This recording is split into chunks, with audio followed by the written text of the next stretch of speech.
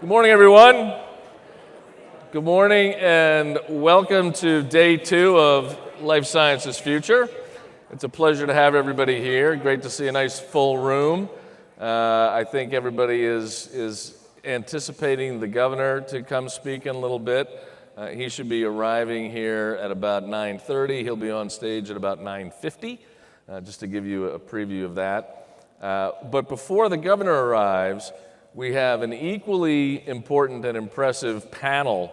It's a fireside chat with two individuals representing two very important and frankly innovative, although that word is sometimes overused, it's absolutely appropriate here, two innovative organizations that have formed a very, very important and strategic public-private partnership.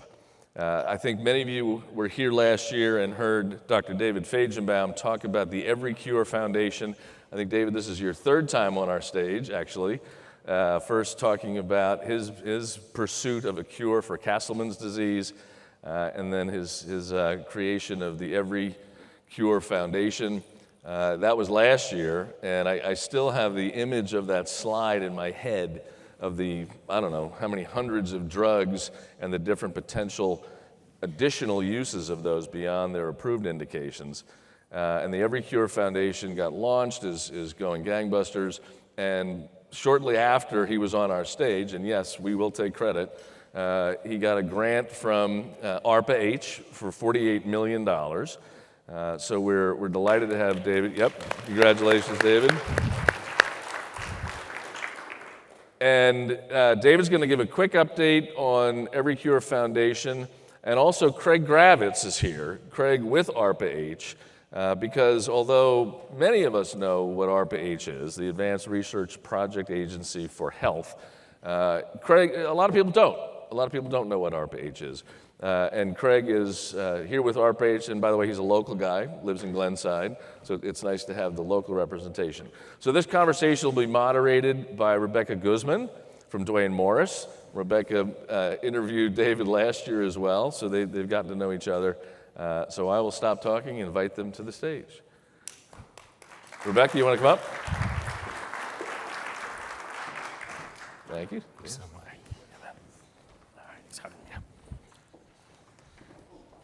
Logistical thing, just a reminder, ask a question cards are at your table. So if you have questions, please write them down. Vance is in the back over there, Connie's over here. Just hold them up and they will pick up your ask a question cards and bring them to Kara over here, who will read them during the course of the conversation. Thanks. Thanks so much, Chris. And David, it's so good to see you again. So good to see you as well, Rebecca. So thrilled to be here with all of you guys today. So it was about a year ago, as Chris mentioned, that we had a conversation with David where we heard about him finding a cure for his own disease and then launching the Every Cure Foundation. And to say the least, since that discussion, you've had a blockbuster year, winning the ARPA-H grant. But before we get started and diving in on that discussion, can you tell us a little bit about Every Cure generally, what you do there, why you founded it, and its mission? Sure. So Every Cure is a nonprofit that is on a mission to unlock the full potential of every FDA-approved drug to treat every single disease that it can possibly treat. All of you in the life sciences space, you know that many drugs can be utilized beyond the initial indication, but we also know that the system isn't really set up to incentivize finding new uses for drugs, especially old generic drugs. And since over 80% of drugs are already generic, unfortunately, we as a healthcare system don't focus on finding new uses for those old, cheap, widely available, accessible drugs. This is a very personal mission for me. I'm alive thanks to a repurposed drug that I discovered while I was in medical school, and since then have been on this mission to find as many new uses for existing medicines as possible. I teamed up with my co-founder, Grant Mitchell, several years ago. Grant had been pioneering the utilization of machine learning and artificial intelligence for a number of large drug companies when he was leading teams at Quantum Black.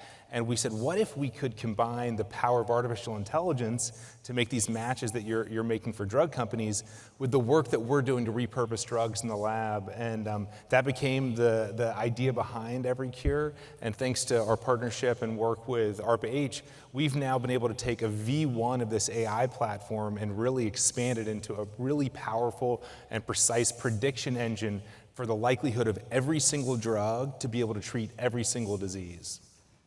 Amazing. And so can you talk a little bit about how the match came together between EveryCure and ARPA-H?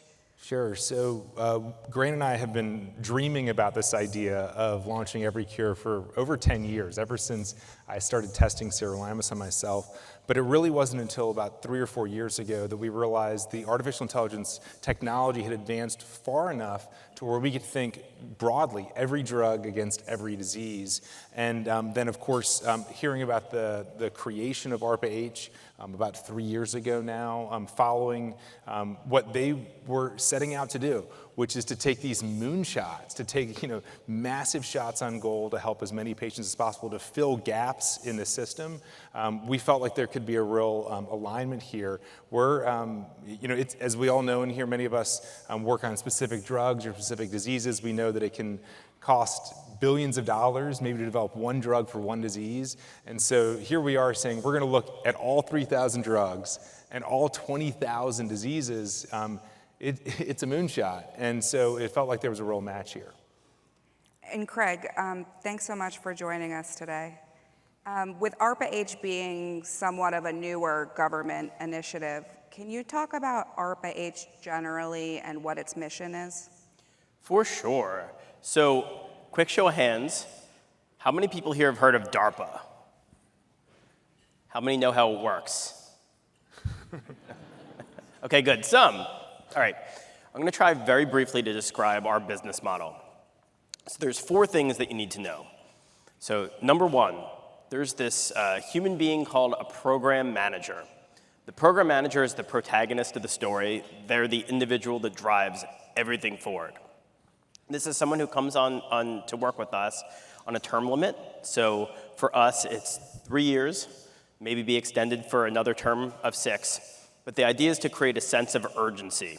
These people are leading scientists, the types of people who are visionaries. But specifically, and much like David, they're passionate about something. And maybe they're in a field that zigged, and they think it should have zagged. So that's the first thing you need to know. Program managers, they make all of our funding decisions, and then they drive forth the programs. Okay. Second thing you need to know is a performer. Performer are the people that we fund like David. They're the ones who actually go and do the work. They apply, not for a grant, but actually a contract. And that's something we can talk a little bit later. But the idea is that the program manager and the performer work very closely together to push forward very tough technical milestones. Okay. Third thing you need to know, programs. Programs are collections of performers. So typically, you'll have what we like to think of as multiple shots on goal. You try to solve a problem, broadly solution agnostic. I'm looking to have joints heal themselves, which was our first program. And what you'll do is you'll fund academic performers, startups, the skunk works of large companies, and you'll kind of kludge them all together. Sometimes there's elements of competition, sometimes there's elements of cooperation, but the idea is that we want to solve that big problem, and we're agnostic to how we get there. And then finally, the last thing you need to know is our business model. Very, very different from anything else in government. Again, as I mentioned, we have contracts. The contracts have very, very tough technical milestones, and we have this sense of urgency. At other agencies, if you get a grant, you come back in 5 years and the person will say, hey, what happened? How did it work out? That's not at all how it works at ARPA-H. What we're doing is working very closely with our performers the entire time to make sure that we're really pushing things forward. Last bit you need to know about our agency, the only thing that we work on are moonshots. If something's being funded by the private sector, not for us. If something's being funded by another government funder, not for us. The types of things that we want to push forward are the things that are totally unique, a gap in the ecosystem, but for ARPA-H funding and active management would never happen. And so when we think about that and the type of innovator that should be applying? At what stage of a innovator's, if it's a corporation, their life cycle, should they be applying? Or if it's an innovator without a company, is that too early? Okay, great question. We will fund academic performers. We will fund startups. We will fund the skunk works parts of large companies. We'll fund basically anybody if they show that they are capable to implementing the program manager's vision for something. So we're never going to fund somebody who's already getting funding for something else. It has to be a net new capability. And so a good way to think of it isn't that like, all right, so sometimes the grant, you think about it, oh, I got the grant, it's my money. The way we think about it at ARPA-H is that you earn the contract and you're doing this stuff, but it's still kind of our money, if that makes sense. And so really it can be any type of those types of entities, but the idea is that we're pushing them to do something that they wouldn't do otherwise. And David, so you got the ARPA-H contract in January.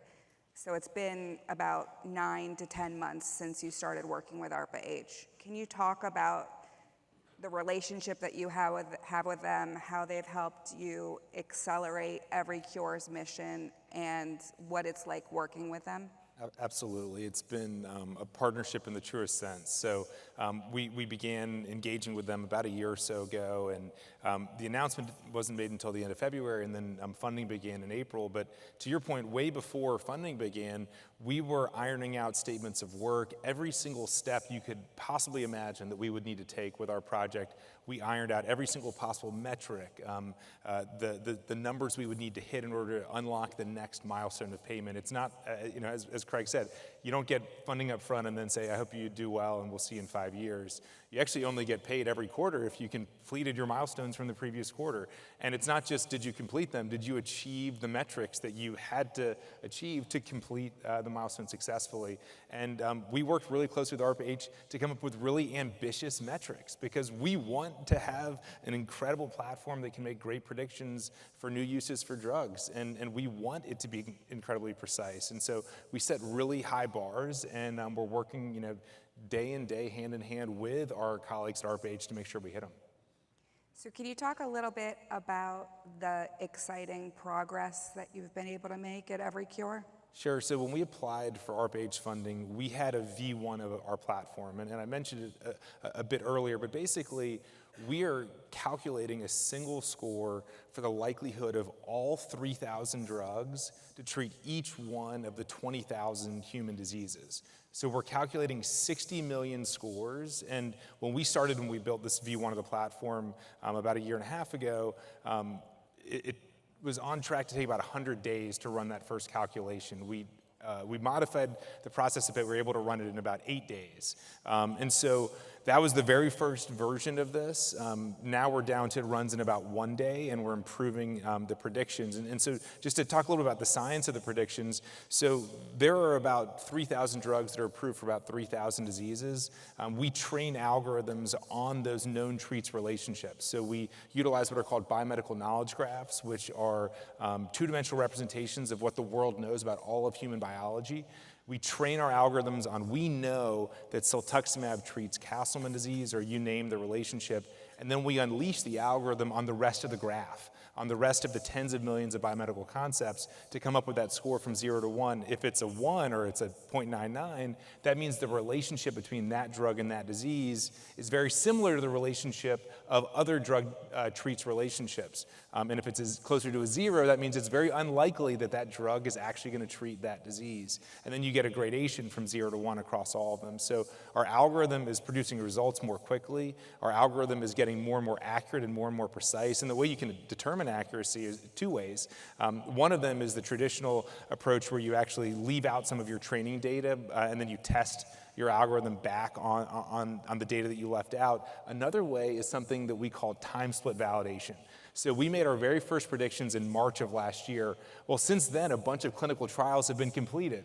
So you know what you can do? You can go look at the clinical trials that were done since last March and say, how did my predictions perform against the actual trials? Did the trials that had higher scores perform better than the trials, or sorry, the drugs that had higher scores performed better in trials than the drugs that had lower scores. And we found that that's actually the case. We're going to continue to iterate, and the goal is to get the predictions better and better. So that's one thing. We're really excited about the platform. The second thing that I'm really excited about is the team that we've built. So we were a very small but mighty team about a year ago. We've grown to now about 35 full-time folks, including a really strong tech team and also a medical team. We're continuing to build out our medical team. And I don't want to try to poach too many people from in this room, but we still have a few medical positions that are open. And then I think the third thing that I'm really excited about is that now that we've built out this tech platform, we're going to continue to make it better. We built out this team. We're already being able to look at the promising hits at the top of our algorithm, the drug disease matches that our algorithm is predicting to be very effective. We're already looking at them, evaluating them, doing what we call deep dives, and picking the most promising ones to move them forward. In some cases, those drugs are already being used off-label, so setting up registries can help us to evaluate whether that drug and that disease is effective. In other cases, we're going to have to launch clinical trials. So it's really fun because it's been a 10-year dream. It's been accelerated by ARPA-H, and we're really close to seeing the impact of it. And so when we were talking before this panel presentation, you provided a very interesting discussion about like the types of drugs that you're looking at to expedite clinical trials, you know, using the example of a football field. Yeah. Can you provide us with, like, provide everyone with the benefit of what we were discussing so that people can really understand the kinds of drugs with the kinds of diseases that you're trying to match? Absolutely, and especially since Craig's got his Eagles shoes on today, I think that it makes sense to talk football. Go Birds. Go Birds. So we were talking about how the kind of drug repurposing we do is where we're taking an existing drug that's already FDA approved, and we're not modifying the dose or the formula. We're using the drug just like it is at your neighborhood CVS or your Walgreens. And because there's no formula change, there's no dose change, it's the exact molecule is already approved, you can move really rapidly, sometimes the next day into off-label use or maybe a few months later into a clinical trial, but you're using the drug as it stands. So using the football field analogy, you're really on the 1-yard line. All the work's been done, all the manufacturing's been done. You're just trying to find another use for that drug. And like I said, that can happen really rapidly and for really limited resources.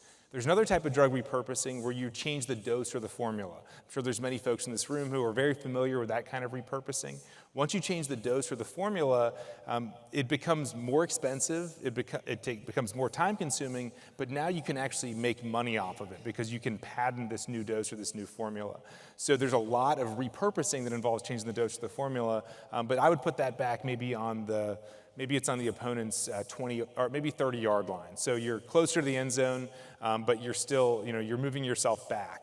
And then there's another type of drug repurposing that people often refer to, and that's when the drug has not yet been approved for anything. Maybe it failed in phase 3, but it has some existing data, animal data, human data. And so that sort of drug repurposing I would put back on maybe the 50-yard line. You've got some data, hasn't been approved yet, but there's still a good bit of work to be done. And then, of course, new drug development, if you're using a brand new gene therapy or cellular therapy, you're on your own 1-yard line. You've got a long way to go. Interestingly, the further away you are from the goal line, the more profit you can make off of that new opportunity. So I think that so what that means is there's a lot of things that are on the 1-yard line, these drug repurposing, same dose, same formula, just as it is at your CVS, that no one's moving forward because you get in the end zone and there's literally no upside for you. You don't make any more money getting that into the end zone. So the upside is minimal, it's really zero on these 1-yard lines, and the upside goes up a lot as you move back, but the costs go up, the time goes up, the risk goes up. So we want to take those opportunities that are on the 1-yard line, where maybe there's even clinical data for that drug being used in that disease and trying to punch in the end zone. It looks like we have a question from the audience. Yes, thanks, Rebecca. This is for David. Your algorithm pairs diseases with drugs, but what about symptoms with possible indication? Oh, that's a cool question.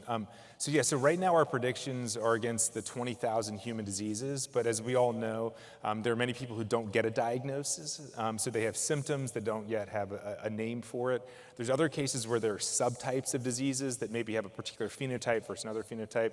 Right now our unit is the disease itself, so we're not making predictions on drugs for symptoms, we're not making predictions on drugs for subtypes of diseases, but we do have this really strong medical team that's led by our chief medical officer, officer, spent a lot of time at Pfizer, Alexion, and Alnylam, who can look at the predictions, and based on the data, we can do deep dives and suggest that maybe that's for one subtype of patients. And maybe I'll share one example. One of our top hits in our algorithm is for a really cheap old drug called leucovorin, for a very rare subtype of autism. It's a form of autism that's driven by autoantibodies against the folate receptor. And so this particular, folinic acid it's not folinic acid for all of autism, it's folinic acid for this rare autoantibody-driven form of autism. And those are the kinds of precision that we can get to with our medical team.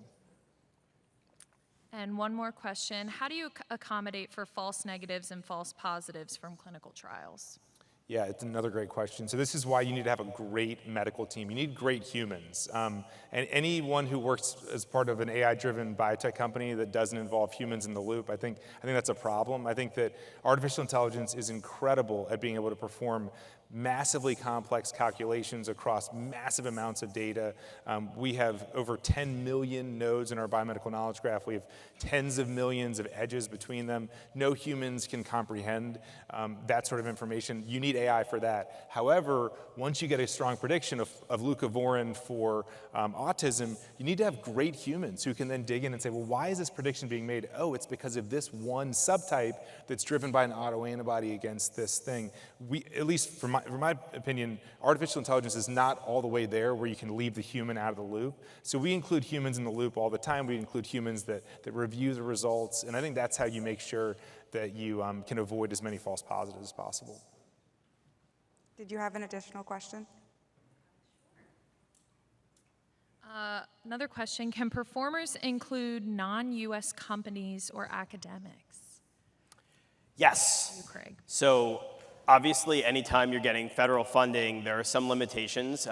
We don't fund hostile foreign powers, for example, or someone who's going to take our IP and funnel it out. But we know that many of the great innovations that are happening overseas. And so I mentioned about programs. Oftentimes, a program will have, majority domestic components, but there might be a performer that is from a friendly nation or an academic institution from a friendly nation. And it's just a really important part of innovating is knowing that ideas and expertise comes from all over. Can you give an example of a current strategic relationship that ARPA-H has that's meaningful, and how so? Yeah. So a bit about me. I am the director of transition. My job, even though I was employee one, I'm the first employee, which is fun. I met David actually about a year and a half ago with the director. We were just trying to scope out the ecosystem.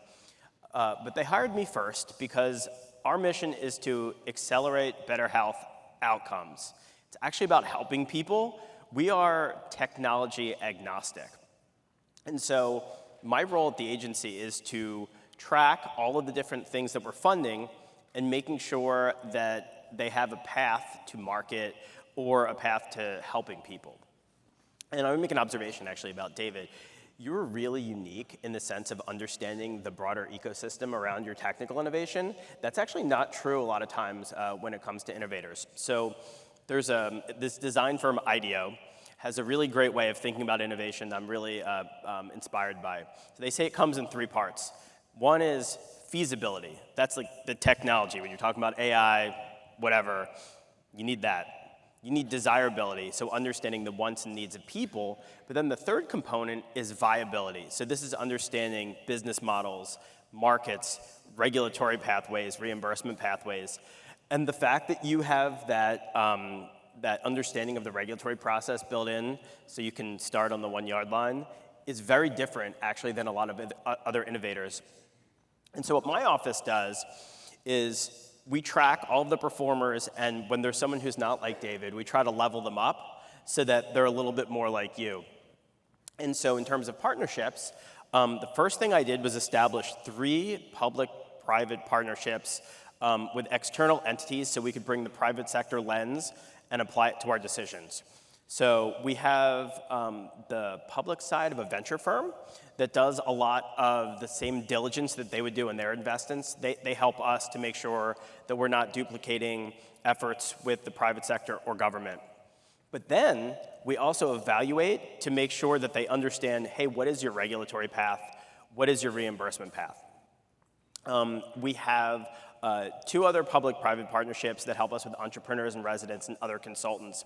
And I'll give you an example, not from the regulatory space that David talked about, but from the reimbursement space. So we had a program, and the particular program manager had an idea. It was amazing.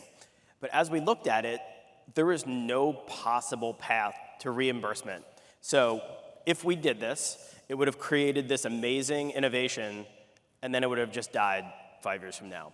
And so what we did is we were able to help work with that program manager to recharacterize that so that even though they were doing the same fundamental technological innovations, some of the milestones and the configurations were such that it would actually be a viable business on the back end.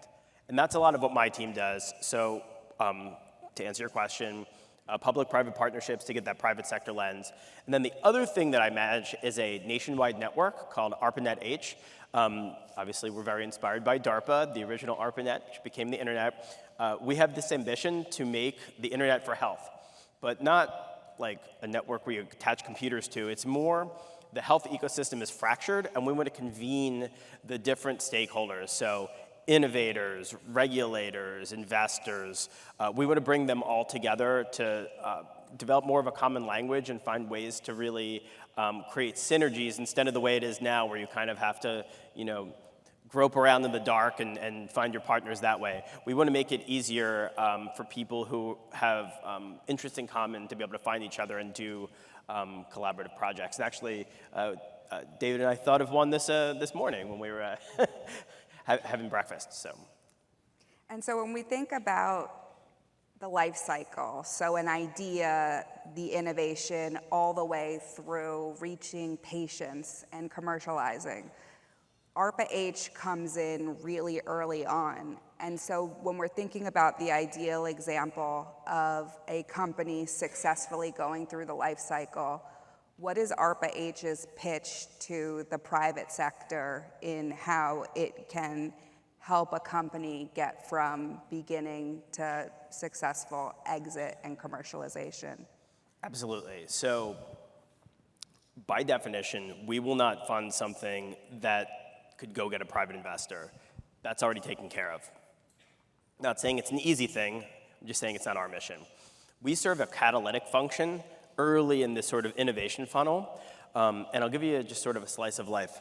I speak to investors regularly, and my favorite question to them is, what would you love to fund, but you can't because it's too risky? And they'll spill their guts. They'll tell me all of these great concepts, and that's the exact sort of thing that we want to fund. And the idea is that ARPA-H, as the government, takes on that technical risk. We help level it up so that the next step after us can be, an investor, like launching a de novo startup, licensing an IP. The idea is that ARPA-H is sort of early on in the process, serving a catalytic function. We're not just sort of jumping in the middle of something that would already happen. And maybe to give an example with EveryCure, so my co-founders and I met with over 300 potential funders in the first year before we raised our first $1 million. And so I think we would fall into that category of, what are those things that you don't want to fund? And so we were certainly in that category of the group that wasn't being funded because there was just no upside. I mean, everyone we spoke to was, well, why don't you change the dose or the formula? Why don't you take these failed phase 3 assets? Why don't you go acquire these drugs from these drug companies? And again, it's being done. Like, there is capital to support that kind of work. There are a lot of companies doing that really important work. No one is taking the opportunities on the 1 yard line. And it's not because they're risky about whether they'll succeed, it's because there's no market for them. There's no upside. So this is just this sort of example where everyone who we spoke to was like, God, we love what you're doing. We're not the guys for you. We're not the funders for you. But then ARPA-H came in and said, no, we want to take these things on the 1 yard line to patients. Yeah, and just to piggyback off that, how I think about it, there's 3 types of risk. There's technical risk, will this thing work? There's business model risk, will this make money? And there's market risk, who cares if you solve this? Typically an investor will take on something where maybe one or two of those things are up in the air. They're not going to take on something where all three of those things are up in the air, and that's where my agency comes in. And so getting back to what this panel, our title is ARPA-H Powering AI. And so getting back to this idea of AI and its use in the biotech space, how, and this question is for both of you, what are your predictions on how AI can continue to accelerate growth in biotech? I think if you were to come back 5 years from now, AI will be so woven into the fabric of everything that it's just not a thing.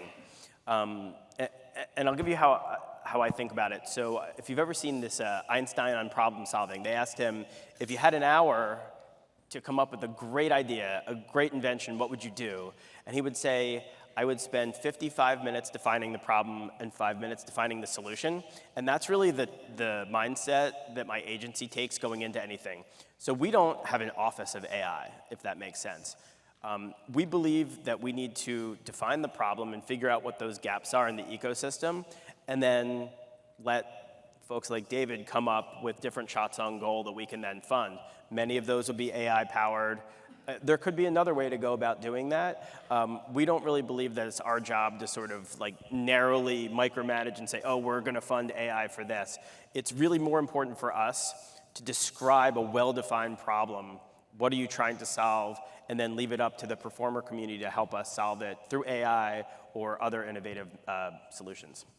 Yeah, I totally agree. The only thing I'd add is that probably every company here, and certainly all the large biopharma companies, are utilizing artificial intelligence already, and primarily utilizing it to help to come up with either new molecules or potentially indications for those molecules that are in development.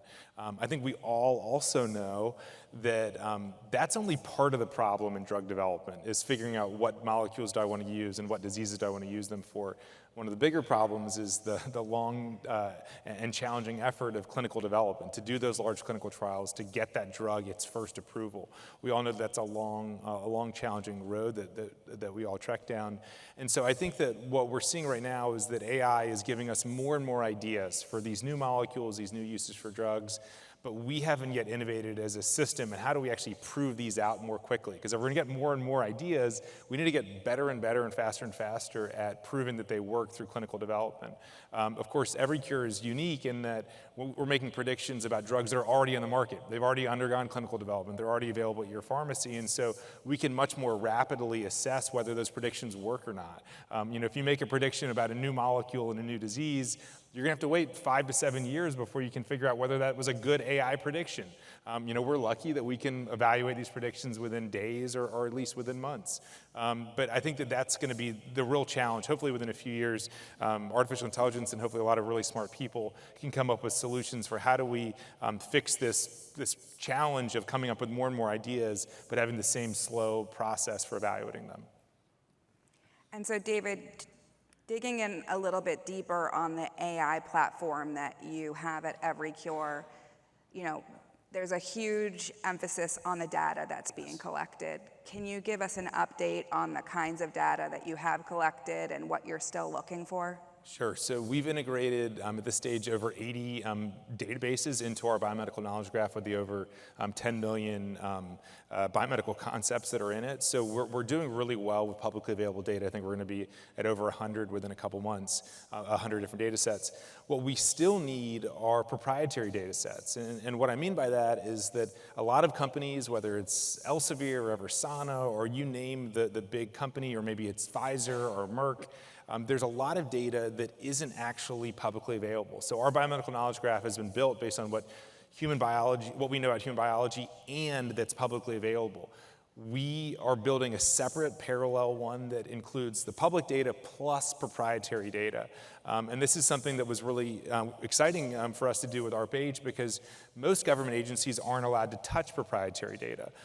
They only can work with public data.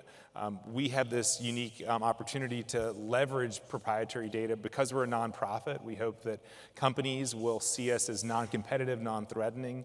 Our only goal is to find more uses for the drugs at your pharmacy that can hopefully help you or someone you love. And so we're hopeful that we're going to be able to get more and more companies to donate their proprietary data.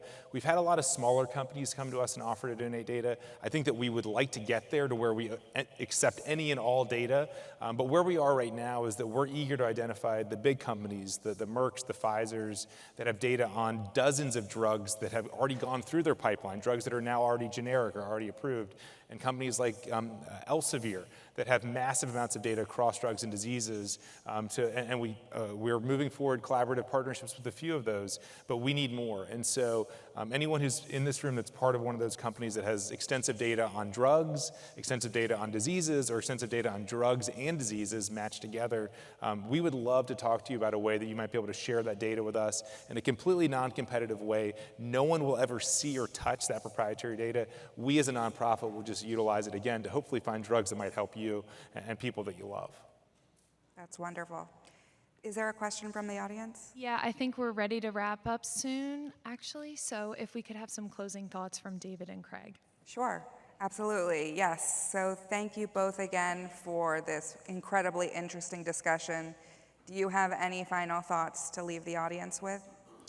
If you'd like to apply to be a program manager, or if you're a possible performer and you'd like to compete to be the next David, go to our website at ARPA-H.gov, where we have a number of opportunities.